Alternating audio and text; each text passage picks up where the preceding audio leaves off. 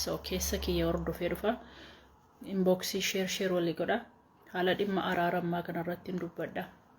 Qabxii 2-3-4 irratti dubbadhee baati share walii godha. Akkam jirtu fayyaa keessanii nagaadha nagaan koof qilleensa irra bararee akkuma beekamu akkuma kanaan duraa isinaa ga'u jetti biiftuun gadaa goobana. Haasaan yoo nurkatti illee akkuma nuun dulloomne yoo nurkatti dulloome yaada tokko namni naga'uunne dhiisuun nurra hin jiru waan dubbannu yaada irratti kennumatu dirqama.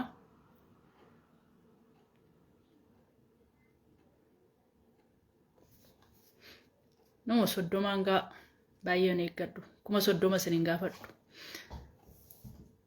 Suuta walii ergitanii dhaggeeffattu namni ijoo qabu namni dhimmi isaa ilaallatu namni 10 yoo dhaggeeffate faayidaa qabadduule lafa raqaati siisii wacci waan qulqulluu bira namni baay'een hin jiru iddoo ta'ee fi quality waan brandii namni baay'een hin bitu iddoo ta'ee fi numti danda'utu taa'ee dhaggeeffate bitata.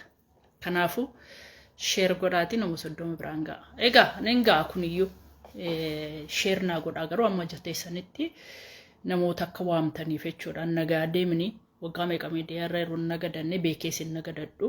TikTokis ta'e maalis ta'e asiin dhimmi na ilaallatu namni dhagee hojiirra oolsheen barbaachisa dheen dhufe. Egaa haala amma yeroo ammaa keessa jiru qabxii jabaa gadi fageessinee ilmaan Oromoo hundi irratti yaaduun nurra jiru. Araara badhaadhinaatii fi abaa'oo bosona keessa turanii isa kamuu haa ta'u isa kanneen haa ta'u araara sanarratti jabeessanee ilmaan Oromoo bakka jirru yaada kana irratti bal'ifnee namoonni baay'ee bebbeekni hayyoonni irratti haasa'ee irratti mari'atee irratti hojjetamuu qaba. Malee isa akka shunkurtii gabaa bitanii dhaqanii bitatanii galanii kun akkas ta'e sun akkas ta'e jedhan otoo hin taane irratti xiyyeeffatamee hojjetamuu qaban jedha akka biiftuu gadaa goobanaatti. Egaa gaafan gara ijoo dubbii kootiitti eegalu araara waaqaaf lafa jaallataa waggaa meeqa guutuu dhiigni bu'aa turre.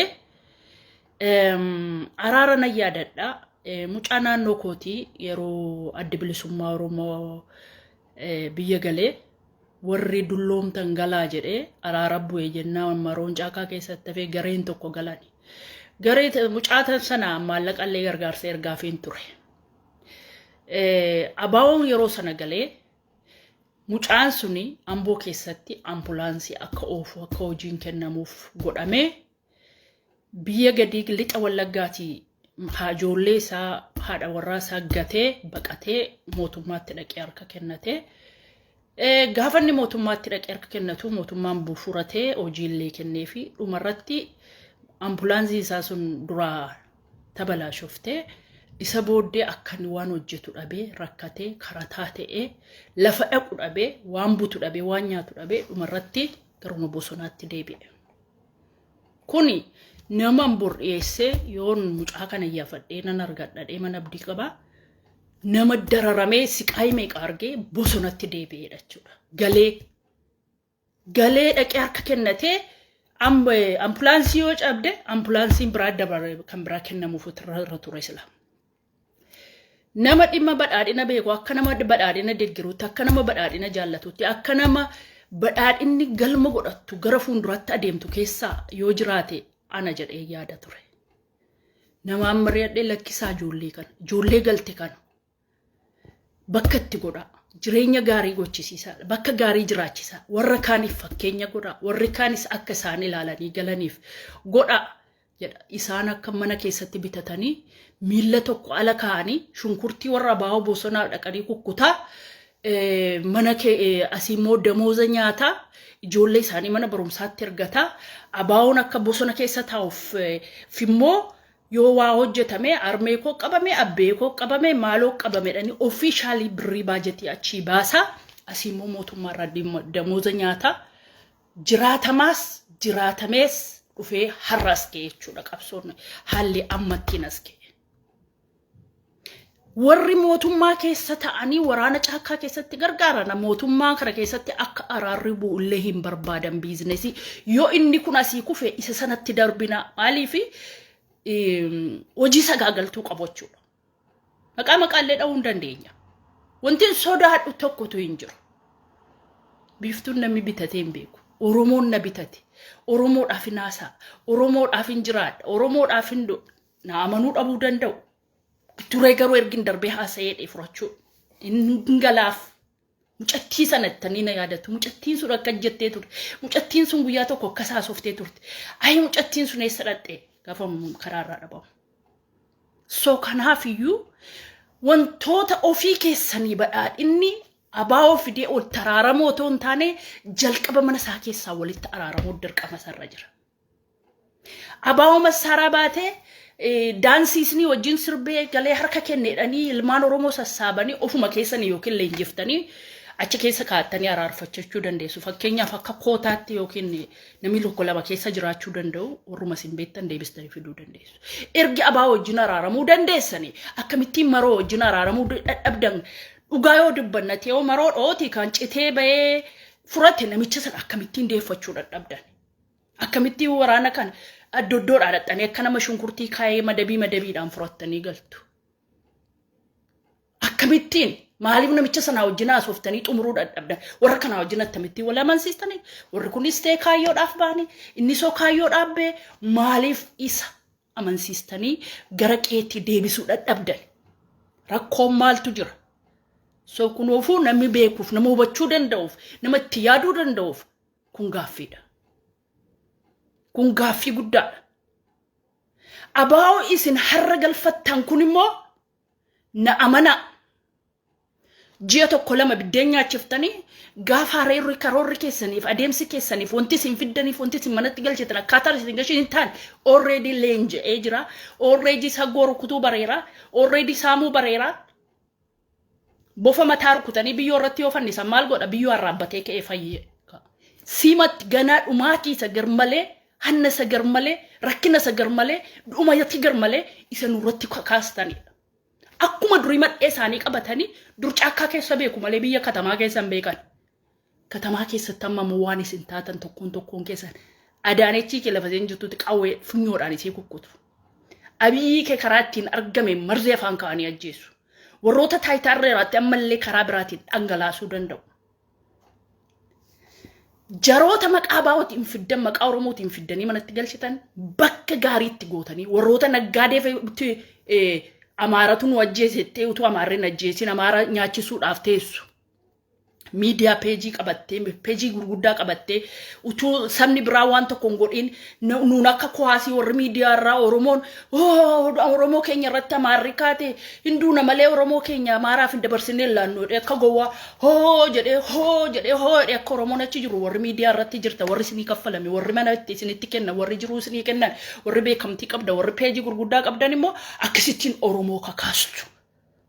Oromicha sacha gowwaa sacha waan nyaatu bulee dhabee uummata joonjee mataan galagala ilma keenyatti ka'ee fayyaalessa ka qulqulluu akka kootiisa Oromoo jaallatu calluma deetu waan tokko hin argatin. Si warri naggaadeen immoo akkasittiin uummata achi kaastanii adda addanachi xuxxe abiyyi keenya tuqe jettanii nutti himtu nuun immoo jennee isin duukaa deemna. Dubbiin kana miti handaaqoon haatee sattiin qalamtu gabaaftee jedhan. Galchitanii jara kana galchitanii fiddanii biyyatti deebistanii harka rurrukuchiiftanii wallahi laazim jarri kun maal isin godhu beektu warri isin amma galchitan bakka isaaniif malu kabajaa isaanii malu waan isaanii barbaachisu akkaataa itti isaan jiraatan isa arraamni isa borittiin jiraatan yoo gootanii akkuma durii somnee achi naanneessinee as naanneessitee jeeftanii jara keessaa nama 2 3 4 5 lubbuudhaan ba'a warra kan marzii nyaachiftanii waan barbaadan gootanii warra kana gaafan jedhu namooti badhaadhina keessa taa'ee hin hojjenne hin jiru jechaan jiru akkaataa isin itti ijaaramtantu mana qulqulluu keessatti hin ijaaramne najasatu walitti funaaname hattuutu walitti funaaname. Nami hojjetu achi keessa irra badhaadhina keessa. Nami saba isaatiif quuqamu jira. Nami saba isaatiif cabee hojjetu jira. So kanaaf jarootni kuni hamma isinii danda'ametti. Dhuguma yoo kaayyoo qabdu ta'e. Kaayyoo kan biraayyuu dabalata Oromoo mitiiti Amaarayyuu galchuudhaaf deemtu ta'e biyya sana nagaadhaan. Addis Ababaatti naannessitanii akka fuullattii kana meekaappii dibannee garri gajjallaa yookiin kasala fakkaatee udduun achi bitee wanti hundaa jiraatee wayyattiin kun fuula kan akka fuula kana bareechattan Addis Ababa habaaboo godhattan Addis Ababatti masana keessa nagaadhaan jiraattanii isinuu firiidamii baatanii fira keessan baadiyyaa gaafachuu dandeessan. Armeen keessa yoo duute iddoo awwaalachuu dandeessan. Nullee dhokannee deemnaa isin ajaabii qabattanii iyyuu lafa dhaqxan hin qabdan iddoo ta'ee fi akka ofii keessanii bakka garaa keessanii geessanii deebi'uu dandeessanii fi jaroota kanaaf bakka itti godhaa. Araara sobaan araari mana wal barree wal fixnee beekumsaanis yaadaanis wanta ati yaaddu dabballee hundi dabballee ta'ee dhumeera. Jara kana bakka itti gootanii seera harratti mana waatti kennitanii uummata miidiyaa attentionii ittiin argatanii boru immoo eessa akka bu'aan hin beekne toon taane jaroonni kun bakka isaaniif malu jiraatanii bakka isaan malu miidiyaatti yerootti fidanii as geenyee kunoo kana qotaa irradhanii waan hundaa isaanii agarsiisuu qabu jaroonni amma dhufan. Warreen abaa'uun maqaa abaa'uu fudhatanii galan. Adda bilisummaa Oromoo qofaa wajjin araaramuun nun baasu. Faannoo jedhee namni tokko bakka keessatti irratti duulee faannoon diina faannoo abiyyiitu makataa biyyaatiin nuun jedhe. Isatu dhachiise. Yeroo Tigraay rukutuuf jedhame. Faannoon mataan see dhiigisee bakkeetta footoon ta'in wanti isaanii barbaachisu. Godhamee fi biyyatti deebi'anii wal qixaan hundumni sabaaf sablammiin biyya keessatti jiraachuu danda'u. Yoo hin goone manni tokko aara galfatee bulee manni tokko rafuu hin danda'u. Har'a ati seen silxaanarra jirtu ajaabii qabdaa. Yoo ta'e ajaabiin kee 15 du'ee sabooddee sitti darbaa yookiin akka fanjii dhaqanii fundursanii ofii dhumaniitu dhumneerraa jedhu si manatti si hambisuu danda'a. Ilmaan kee du'arraa hambisuudhaaf nageenya isa qulqulluu. Nageenya isa qulqulluu isa dhugaa qabu. Isa haqa qabu. Araara akkasii godha. Isa akka nama mana gar tokko fuula tokko mana qalamii dibatanii gar tokko bifa kaasuta maroon alatti hafee bira araarri jedhu hin jiru. Jawaar faa warra aktiivistii ta'anii bakka keessatti hojjetanii warri hammi dhufee beektonni piroofeesarni eenyuun biyya alaa keessatti dhufee dhaabbannee hojjetee fidee isin fidee sadarkaa kanaan isin ga'e isaan alatti hafuun qaban. Ani kun waraana ijaarrachuu hin danda'a. Hantuuta keeshaa kee yoo waa bilisa sin baasuu dadhabe hantuuta keeshaa keessa lixxe ta'uu hin danda'a. Hantuuti keeshaa keessa yoo lixxe hirriba si lattu lafa seen argitu kor jedhe. Dubbiin dubbii akkasiiti. Eenyuun tokko alatti hafee eenyuun tokko eenyu wajjin jiraachuu hin danda'u. Maal fiddi maal haasofti kun jechuu dandeessu wanti hin jedhu kun immoo ifaa bilisa ta'ee isinii gala. Ifaa bilisa ta'ee isinii gala. Eenyu namni qabsaa'e. Gaddaa obbo Abbaa Duulaa Gammadaa dhalataan biyya isaatiillee hamman waa'ee isaa ibsaa ture namni beeku hin jiru. Waan inni keessa ture piidiyoo ittiin malee. Namoota Oromoo guyyaa tokko tuqee hin beeku. Naayidha namni guddaa mana ga'u warri miidiyaa irra teessanii ijoollee keessa maal gootanidha. Miidiyaa irra warra taa'etu qawwee tokko malee loleetu gabrummaa wayyaanee jalaa isin baasee har'a akkasini isin acha deebitanii jara taasoftan isin godhe.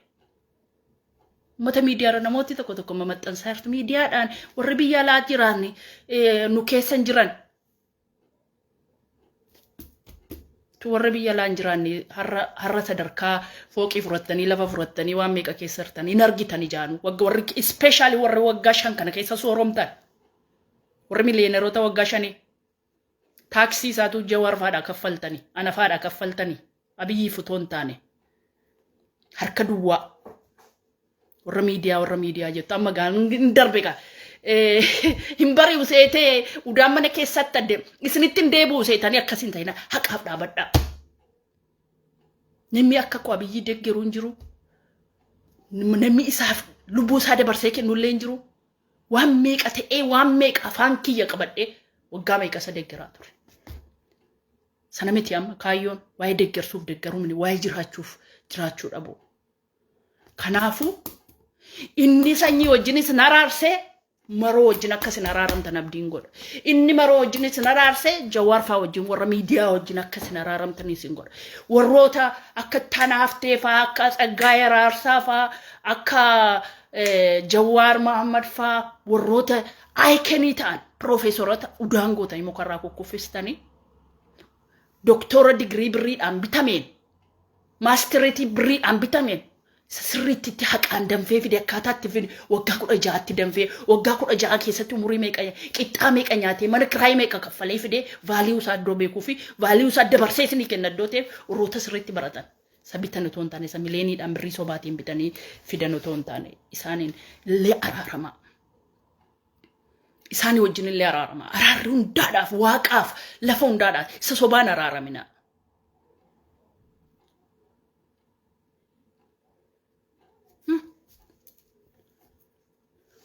Kana araaramtan inni guddaan immoo opiidiyoo achi keessa warra gaafa maroonfaan walgahii geggeessatan ija kootiin gurra kootiin ija kootiin fuula isaanii maqaa isaanii wajjin warra dhaqaniichi ta'anii shunkurtii kukkutaa oolan damoozi immoo mootummaa biyya irraa ba'uuf isaanii wajjin araarama. Isaanii wajjin araarama. Isaaniin amansiisi. Ittoo jijjiiruun sun maaloo jijjiiruun sun suma jijjiiruun ittoo mi'eessuudhaan jaroota likki isaanii agarsiisi. Si jala jiru. Achi keessa ta'anii asiin intiniidhu. Teelee dubartittii wajjin hin jiraatte ramni teelee isaanii baasi waan isaan akkaataa isaa itti wal quunnamu maal akka isaan gochaa oolan maal akka isaan ergaa oolan si keessa ta'anii waraanni keellee ergamaan keellee hojjetaan keellee maal akka godhu isaanii wajjin araarame. Nu baasa ijoollee keenya isin warra fooqii ijaartu wayyaaneen inni waggaa 27 biyya kana bushee dhiisee sokkee nuunoo reefuu lafan qabanne eessa dhannaa maallu wayyaa jedhitti mari yeroo mandaa akka abbaa manaa ta'e dubartii arrabsaan oolee maallu wayya jedhi mari'ataa godhi yeroo hundaa of beekaa gootee doktora biyyi warroota ta'ee akka raafuma paarlamaa keessa taa'ee si dhaggeeffatu san akka ashumurii maalii taasoftu sana dhiisi sirriitti wanti kuniif kun nu baasa eessa dhannanu yoo kana kumne kana yoo kumne eessa dhaquuttirra. Qilixoon no eeggata maal gochuun nurra jira inni ana kuffisti sirraa nafu akkam goon maal dhiisaa isinin baasu jedhiiti qooda akkasisin goone akkatti ashamaaqaqxee namni guyyaa tokko sirkaa ba'a akkaataa itti nama taasoftu illee sirrii ati kaleessa bitamtu opiidiyoo ergamaa turte ati sabiyyi doktora biyyi ati hojjetaa majaraa turte ati nama xaaramee warra tana adda taatee damooza jiraatiin nyaattee isaaniin guddattee dhufte ilma keenya dhee Oromoon ammataadha si furate. Atis warra kaanii adda hin jirtu iddoo ta'eef nama biyya jaallattu nama waa hojjechuu jaallattu taatee isaan irraa adda ta'uu dandeessa. Kanaaf immoo maallu wayi. Kanaan dura soo kattaanee salphanne irraa har'a maal ta'uuf deema. Na amanii badhaadhina nuti itti cabee igitti dhangala'ee ilmaan Oromoo walii galatu gandan jedhin lagan jedhin tu kutaa 11 namni dhiiga ilmoo isaan awwaalee nutu hin jedhee badhaadhina finnee asiin geenye badhaadhinni maqaa isaatti moggaaftaniistanii kaayyoon as ga'ee 4 kiiloo galee kun kan keenya kan hunda keenyaati. Eenyullee nu kan fuudhu gruppii nama biyya bishaarta yookiin akka ne biluuxi akkasin ardiin citta yookiin du'aayiidhaan isin duukaa jirra yookiin akkasin of sirreessitanii hunda ammattanii wajjin jiraattanii yookiin immoo xiyyaarumti itti fayyadamu hunda keessan akkan ittiin isin caccabu yookiin immoo qilleensa irratti akkasin gubattan nuun teenya angama koo du'aan isinitti karaadha. Angama koo badhaadhinni dhiigalmaan Oromootiin dhufe iddoo ta'e badhaadhina baduumin gruppii nama bushaayirtan maafiyaa nama bushaayirtan hattoonni korommiin fagaaraa korommiin muxxee amma biyya bushaayirtan akkasin akka na biluuxi ardiidhaan isiniin cituun du'aa isinitti karaadha.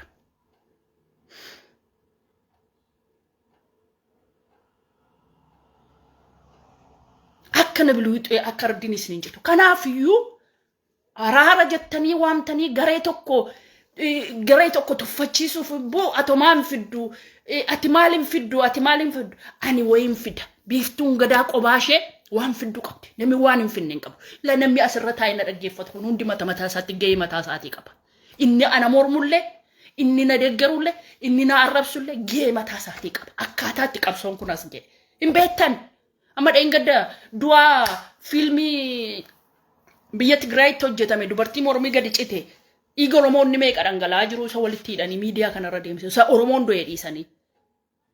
Qabsoo Oromoo isaa akkasii fashaleessu. Warra akkasiis kanaaf. Kanaaf immoo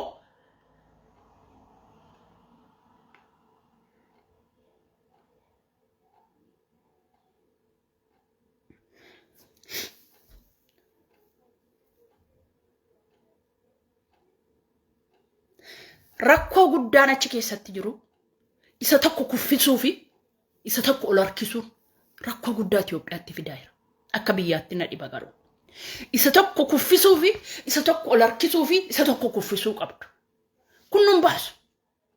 Maroodhaa fi Kamaal Galchuuf, Leencoo Lataaf, Daawudiif, Abiyyiif, Jinni Jaankaa keessan adda adda qooduu otoo hin taane isaan akka tokkotti tuu jiraatanii Amaara warra faannoo ijoollee dhuftee ijoollee dargaggee bor biyya bushuutu qilleensa irratti dhumtu kana du'arraa hambisuutu dirqama isinirra jira. Warra Oromoo Amaarri du'uun qabu. Tigreen mileenni tokko dhume Itoophiyaa irraa cite. Yeroo sana duratti indeeda araaramaatu jedhamu dhaga'uu diddoo hima didduun du'an diddoo. Sabaaf sallammiin Itoophiyaa hundi faayidaa qaba. Bareedina keenya baay'inni keenya garaagarummaan keenya namni kan loluuf kan duufi biyya koorratti mirgan taa'aa. Biyya koorratti farsoo bitadheetan VAT bitadheen dubartii hoteela keessaa bitadhaa baqa hudduusa adda addaa kana ilaalaa oola jennee miti kan qabsaa'aa turre. Sun kodhuma irratti hin dhufaa. Amma garuu gareen tokko isuma dur maal gootan beektu yeroo bara wayyaane gareen tokko samaayii rukutee gareen tokko gadi rukutee middle classiin dhabame. Ammas middle classii dhaba. Gareen tokko kitfoo mura, gareen tokko immoo karaa dura taa'ee carqee amata, gareen tokko immoo karaa taasanaa waa karateetu waa baafata.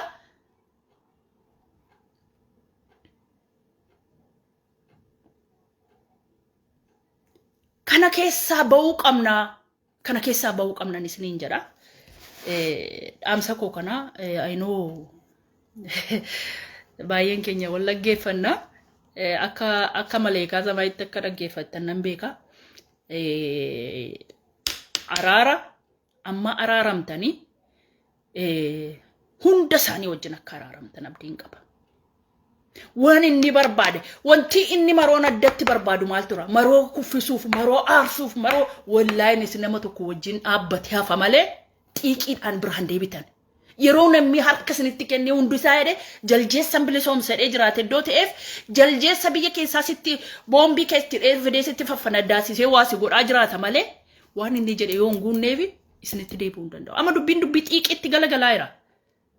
Jarri wal dhabu wal labsiistu irraa irrattu isa kaanii miindaa baaftu isa kanatti tuu jiraachistanii isuma immoo hin araarsinee ittanii fiddanii deebistu. Sofii keessan otoo hin taane of kaa'ee sanaa wajjin araarama. Inni isin keessanii inni isin fuutan suni isiniin uumaa tokko isiniin godhu.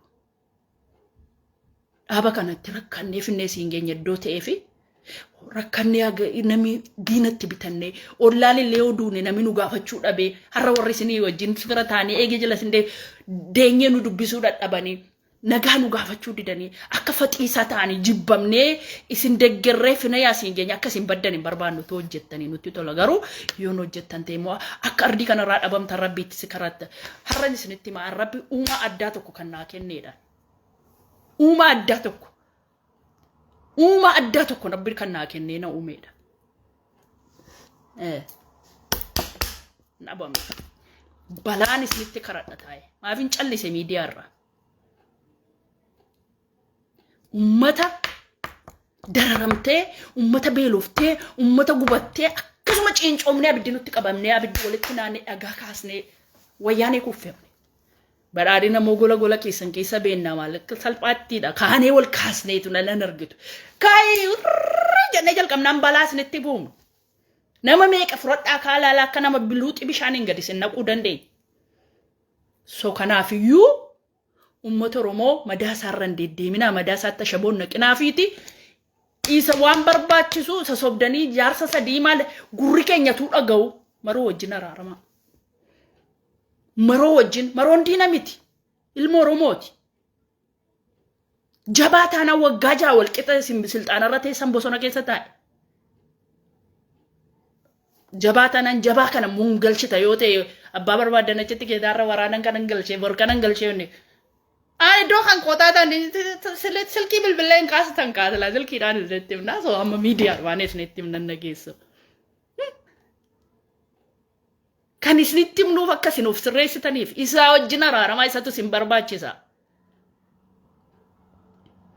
Finfinnee abaaboo taate sana keessa mee qobaa Dr. Abiy mee akkuma isaa gaafa biqiltuu dhaabdan akkamittiin akkasin dhaabdan beekna gaafa iddoo tokko dhadhaan akkasin dhadhan itti dhadhan beekna wal beekna sana keessaa gabrummaa sana keessaa baruudhaaf isin mataan keessa biyya keessan keessa firii taatanii akka deemtanii lafa barbaada maal yeroo mallasiin jiru akka barbaadne deemaa turre har'a naggaadee ta'e dhiigi nama jeesuun birii shanii nama jees maali bara Oromoon bushee akkas ta'e salphina mana ga'u namni baattatee deemuun ulfaataadha kana keessaa ba'uuf namoota jiranii diina Oromoo mini waan barbaade yoo ta'e nama masaaraa baatee jiru caakkaa keessa deemu waa barbaadaa ta'e shiftummaa manu babal'isaa deemtu malee wanti nuun argannu jiru araaramaa wajjin gaafa araaramtan immoo wantoota isaan barbaachisu kennaa sobdanii socho'u miidiyaatti qabdanii araaramnettanii dudduubaan biyya kaatan meerri ijoollee isinitti galte waan isin gochaa jirtan hin beeknu ijoollee isinitti harka kennatanii biyya gadhiisanii biyya laa gadhiisanii isinitti gaggalan akka sareetti tiriitti gochaa jirtanii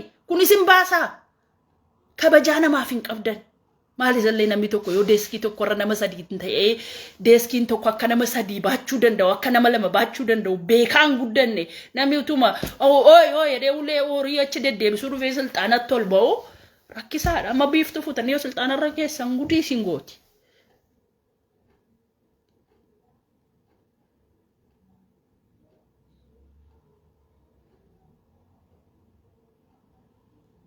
Maroo abaaraa baate maroon deeggarooni.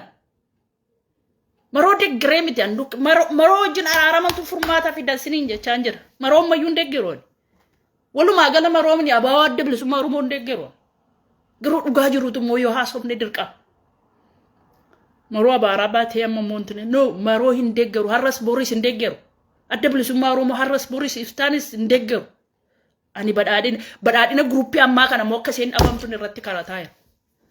In jiraachuu dadhabne gadi baanee ol gallee akka barbaanne jiraachuu dadhabne biyyi keenya jiraachuu dadhabe obboleessa nyaata pilaanii baafata ciisee inni kaan sadaqaatti sagantaa baafata inni kaan miidiyaadhaan abaluun rakkatee kaameraatti qabee miskiina gadi baasee saama waan meeqatu uumame ergi waggaa ja'a Oromoon biyya bushuutti kee so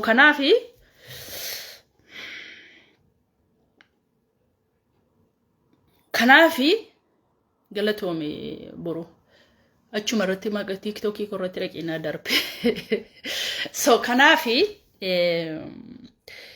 wanti isiniin jedhu araara isin barbaachisa araara dhugaa isin barbaachisa warri miidiyaa raamoteessanii miidiyaan nun barbaachisu warri biyya laateessanii biyya laan jedhan gasubanii miidiyaa irra ta'anii wanti faayidaan qabu kan rakkoo keessa jiru warra biyya keessatti kan rakkoo keessa otoo miidiyaatti isiniin baane Faisal Lalisaatu narka baasee addunyaatti maqaa Oromoo waliin kaasne miidiyaadhaani warri miidiyaa faadhaan jawarfaan miidiyaatti baanii isin baamne eessa haadha keessanii ol dhuftu dhugaa jiru dubbannu miidiyaadhaan abiyyuu kan finne silxaanaatti finne isa tofiin fide maal jedhu beektu isintu nu fidee jiru